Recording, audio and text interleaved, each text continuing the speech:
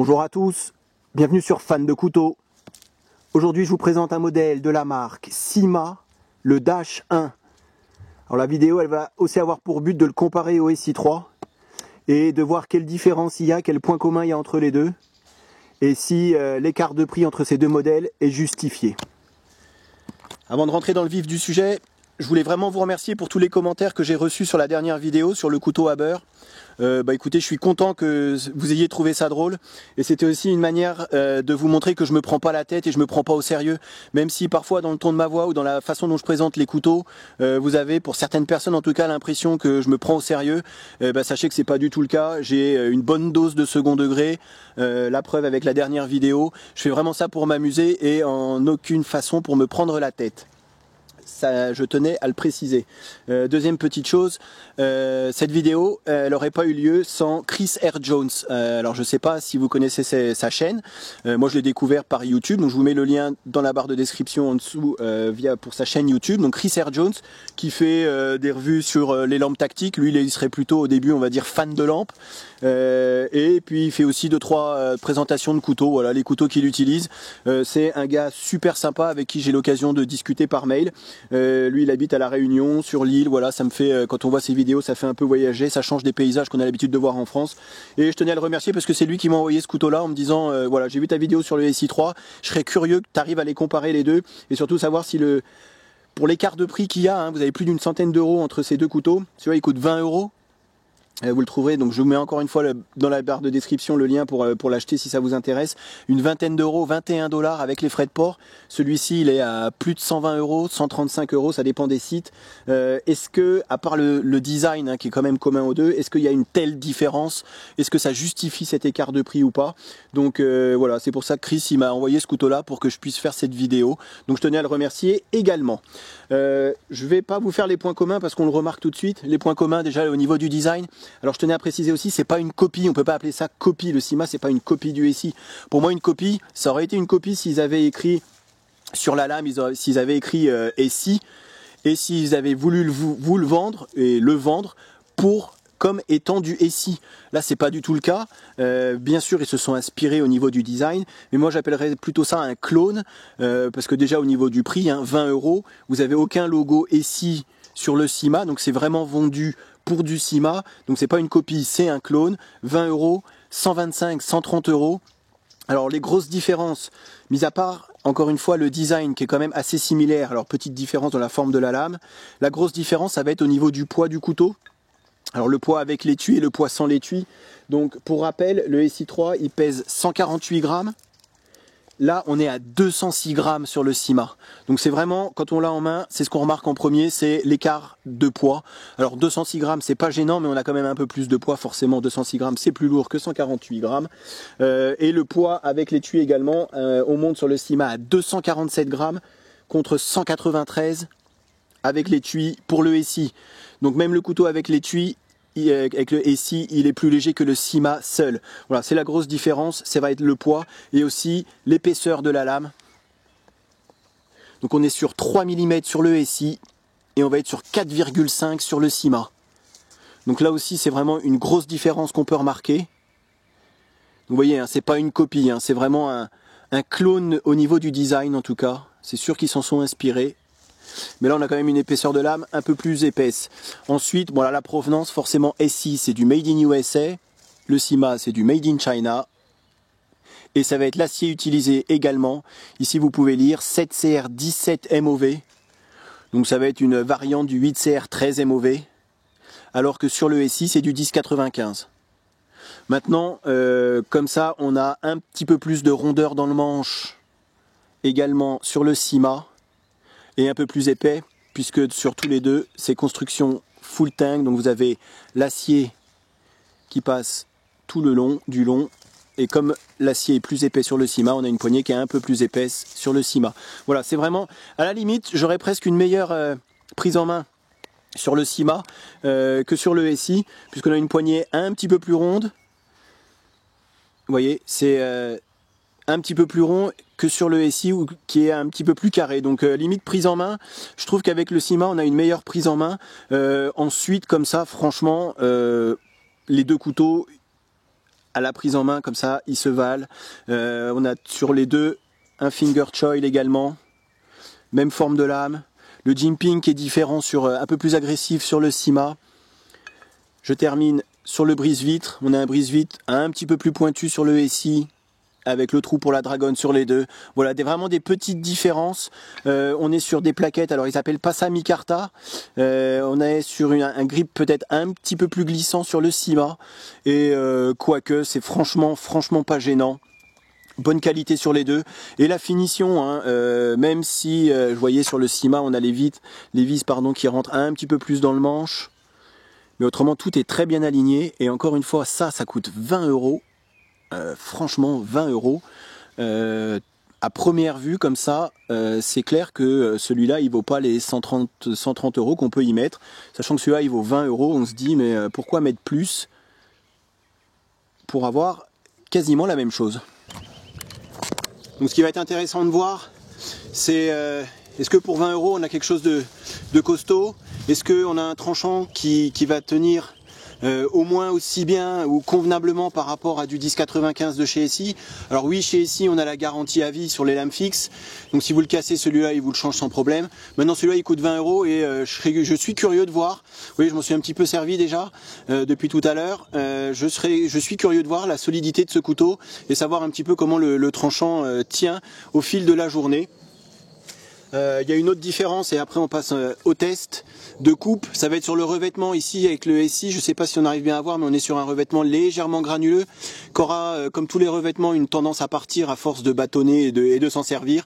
Mais on va voir à la fin de la journée si sur le revêtement du Syma qui est quand même beaucoup plus lisse. Alors sur le site ils appellent ça titane, un revêtement à base de titane, je sais pas trop. Mais en tout cas on est sur un revêtement un petit peu plus lisse et pour l'instant, alors mis à part quelques traces de bois à l'intérieur, il tient plutôt pas trop mal. Donc ce couteau, comme j'ai dit, hein, je vais le mettre à rude épreuve aujourd'hui. Je vous montre, ça c'est du bois qui est hyper sec, qui fait presque la taille du tranchant. Et on va s'amuser à le bâtonner. Parce que je suis curieux de voir. Je vais vraiment pas retenir mes coups. Si il lâche. Et s'il passe le test, il passe le test. Mais je suis vraiment curieux de voir un petit peu la résistance de ce couteau. Donc je vais taper à la fois sur la pointe, à la fois sur le manche. Et je vais passer, quoi qu'il arrive, à travers cette bûche. Donc ce qui est pratique avec un talon dépassant, c'est qu'on peut taper ici pour pouvoir replacer le couteau.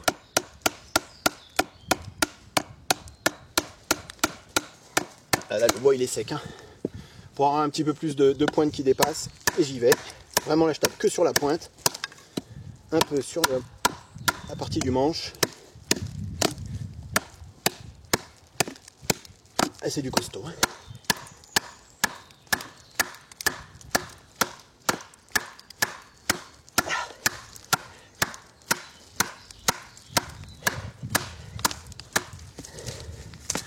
Eh ben, on a réussi. C'est plutôt pas mal. Je sais pas si on se rend bien compte que je retiens vraiment pas mes coups. Je tape de toutes mes forces. Après pour la refente, ça risque d'être quand même plus facile. Et là je tape que sur la pointe. Et on est sur du bois hyper costaud.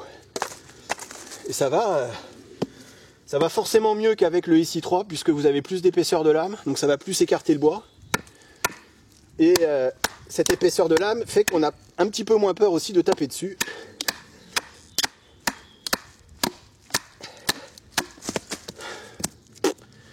Et bah écoutez, je trouve que c'est plutôt pas mal. Fente, alors après hein, c'est de la rigolade. Mais voilà, sans trop d'efforts. Autour d'un camp. J'en avais déjà fait un petit peu avant et j'avais trouvé ça plutôt pas trop mal. Et là en 10 petites minutes, vous voyez, on a du petit bois. Je vous montre le revêtement et le tranchant. Alors le revêtement, hein, bah forcément il va en prendre un coup. Après ça fait partie du charme aussi. Et le tranchant, ah bah écoutez, ça coupe encore très bien. Pas de chips. Comme ça à première vue, bah, il n'a pas roulé non plus. Plutôt pas mal. Alors une autre coupe qui met le couteau un petit peu à rude épreuve, ça va être les coupes en biais avec un angle de 45 degrés. Et là pareil, hein, on est sur du bois encore hyper sec. Et donc on va essayer de voir ce que ça peut donner. Comme vous voyez, hein, ça rentre très très bien et je retiens pas les coups. Je suis vraiment curieux de voir. Bon, ça casse le bâton. Alors que c'est le même bois, hein, ça vient du même arbre. Et là,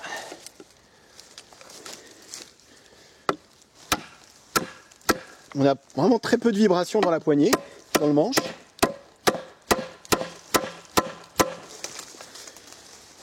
Et j'ai même du mal, vous voyez, à le retirer.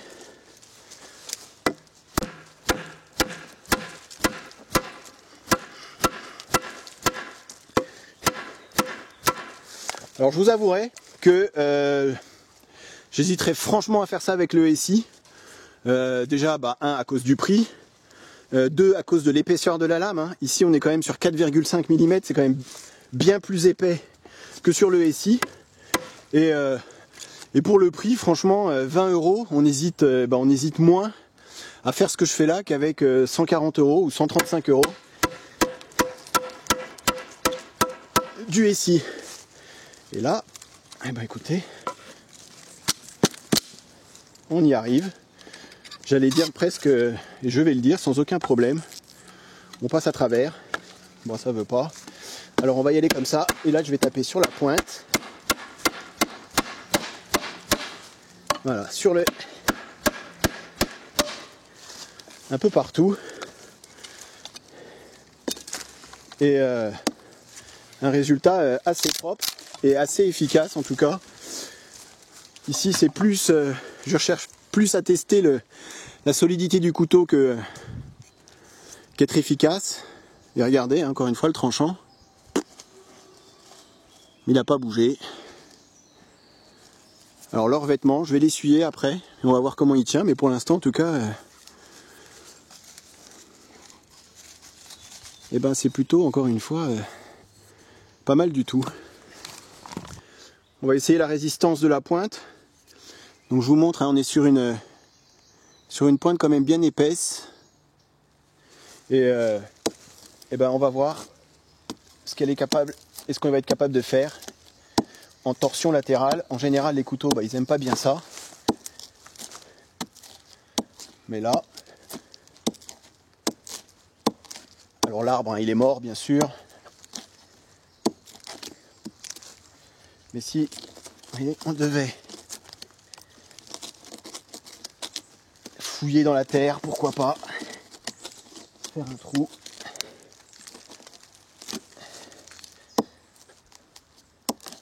Bon, le but, hein, c'est pas de le casser non plus, hein, mais c'est vraiment de voir un petit peu les capacités de ce couteau. J'hésiterai encore une fois à le faire avec le SI3. À cause du prix, bien sûr, ça... Mais là, pour l'instant... Et là, vraiment, je force aussi un peu. Hein. Là, voilà, sans aucun...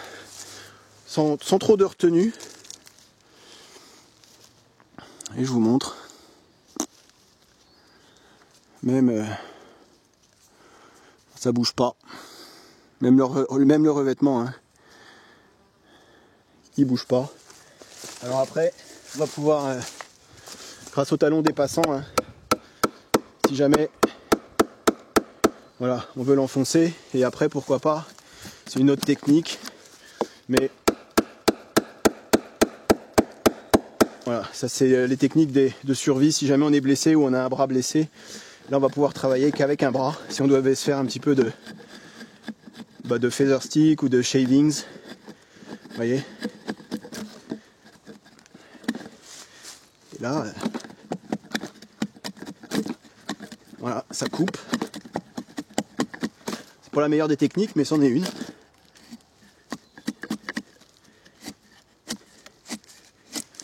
Voilà, j'appuie hein, quand même. Je force. Et là, on va même exagérer un peu. Je reprends un bâton. Hop. Vraiment, pour ceux qui regardent mes vidéos, c'est des tests que j'ai pas l'habitude de faire, mais je vous ai dit qu'on allait le tester celui-là. Et alors là, je tape sur le bâton, vous voyez, ça va le fendre. Allez, on y va.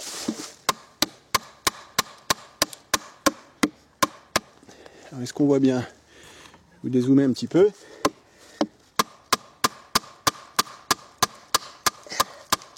Eh ben, pourquoi pas, hein? Toutes les techniques sont bonnes pourvu qu'elles marchent, hein.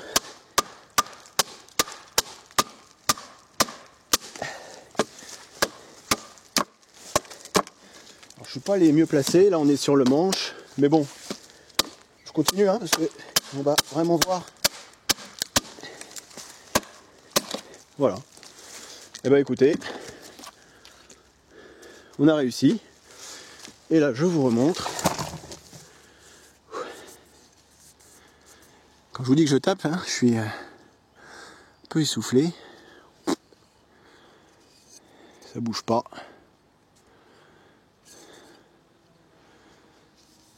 Eh ben écoutez, jusqu'ici tout va bien.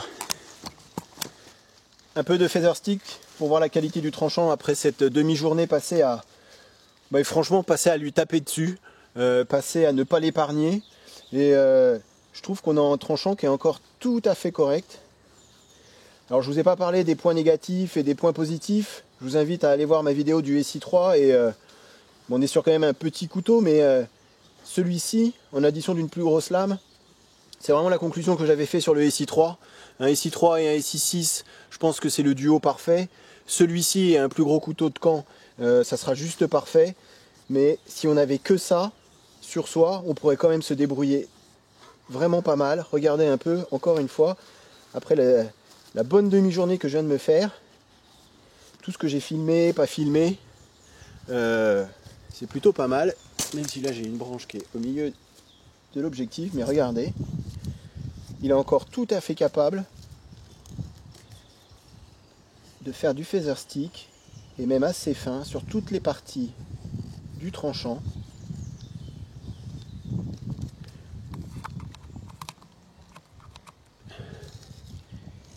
Vraiment, de toute façon je ne savais pas vraiment à quoi m'attendre quand je l'ai reçu le couteau.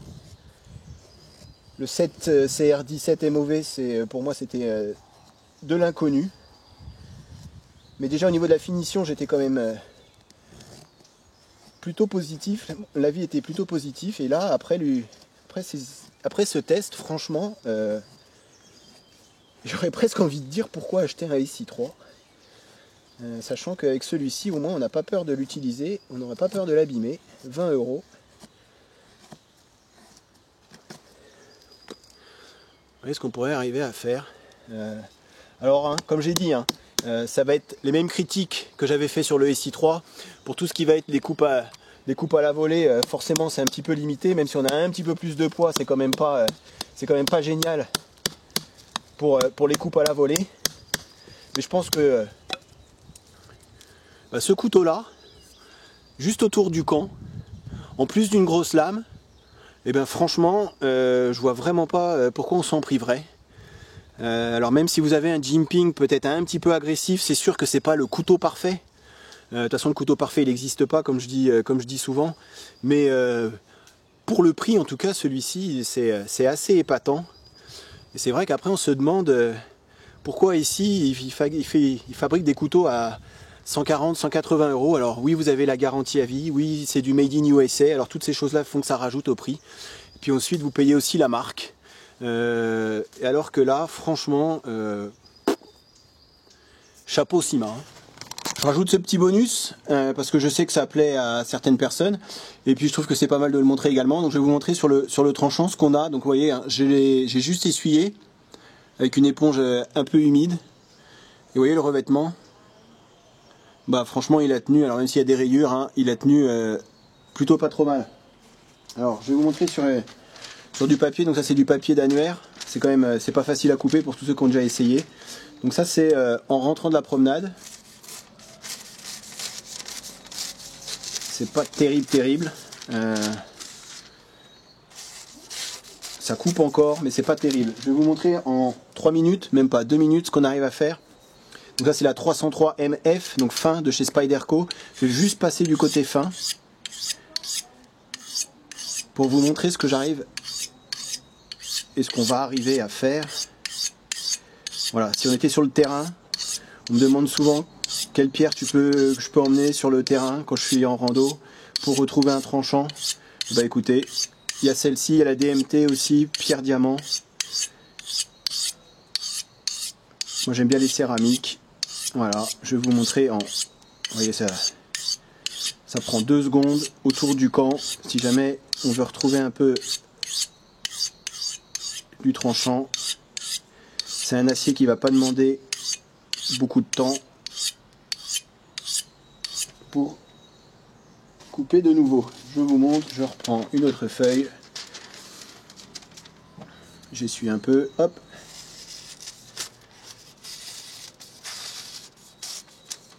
Vous voyez, c'est aussi pour ça que c'est pas mal ce genre d'acier, c'est que c'est des aciers qui vont pas demander beaucoup de capacité, beaucoup de savoir pour affûter. On repasse très légèrement sur la pierre. Et vous voyez qu'on arrive à retrouver un tranchant en 2 petites secondes. Si j'insiste un peu plus, je pense que je pourrais enlever toutes les micros. Il y a quand même 2-3 petits accros, mais c'est quand même... voilà. En 2 petites secondes. Et ensuite, si vous êtes un peu maniaque comme moi, vous passez très légèrement au cuir. Et là, ça m'a pris 3 minutes. Voilà, et là je vous remonte sur du papier. Et là je pense que voilà, c'est reparti pour un tour. Ça coupe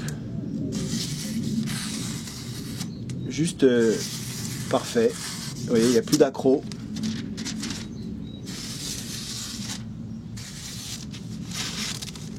Après ça dépend comment le couteau prend le papier aussi, hein, mais c'est pas les papiers les plus faciles à couper. Mais là on a un tranchant, le tranchant d'origine. Pour conclure sur ce Syma Dash 1, vous aurez compris, on est sur un couteau qui est pour 20 €, qui est juste parfait. Alors mis à part l'étui, hein, qui est vraiment pas terrible, même si vous avez ici un petit trou pour que la pluie puisse s'écouler. Aussi une grosse différence avec le SI, c'est qu'ici on est sur un acier inoxydable par rapport au 1095 de chez SI. Et moi ce qui m'intéressait de voir déjà, c'est la solidité. Vous avez vu, hein, j'ai tapé dessus, franchement ça bouge pas, le tranchant il a pas bougé. Et c'est surtout ça qui m'intéressait, c'était voir le tranchant. Et on est encore sur quelque chose, là ça coupe encore très fort. Vraiment, je pourrais le comparer sans aucun problème à du 1095, même si le 1095 c'est pas forcément celui qui a une meilleure résistance au niveau du tranchant.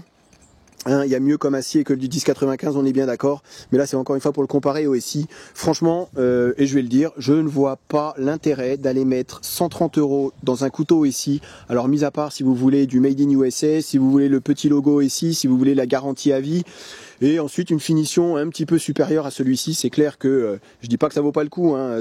Moi j'ai des SI sans aucun problème, mais sachez que pour 20 € vous avez quelque chose qui va y ressembler. Vous allez pouvoir l'utiliser exactement de la même manière, faire exactement la même chose qu'avec le SI3 et avoir un tranchant qui tient aussi bien que sur un SI3.